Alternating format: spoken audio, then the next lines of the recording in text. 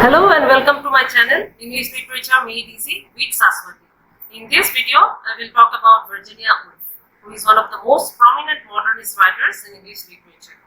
So if you haven't yet subscribed to my channel, then do subscribe to it and hit the bell icon so that you receive all the updates regarding my upcoming videos.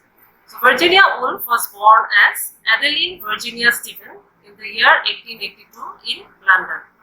Her father's name was Leslie Stephen and her mother's name was Julia Prinsep Jackson. Her mother Julia was born in Calcutta in India to Anglo-Indian parents, but she moved back to England at the age of 2. Virginia Woolf's mother Julia was a model and her father was a man of letters. Following the convention of the time, Virginia Woolf and her sisters were not allowed to go to school, but her brothers were all Cambridge education. Virginia Woolf wrote about these intellectual, cultural and financial restrictions put on the women of her generation by the age-old patriarchal system in the essay A Room of One's Own. This essay is considered as an important feminist text today. However, Virginia Woolf was homeschooled in Greek and Latin classics and Victorian literature, owing to her father's rich library. But it was not a very common practice in case of girls in Victorian England. Her mother died when she was only 13 years old, and following that, Virginia suffered her first mental breakdown, which continued to trouble her throughout her life. It was further fueled by the death of her half-sister, who was like a mother figure to her after her mother's death.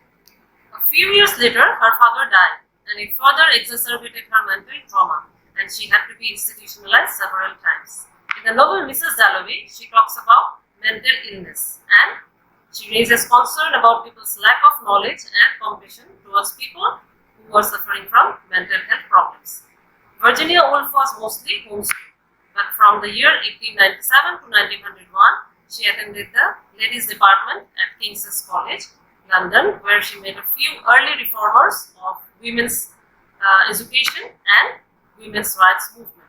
Virginia Woolf's brothers and their friends from the Cambridge University started the literary and intellectual group, which is called Bloomsbury Group, which comprised mainly artists, art critics, writers, philosophers and intellectuals from the early half of the 20th century.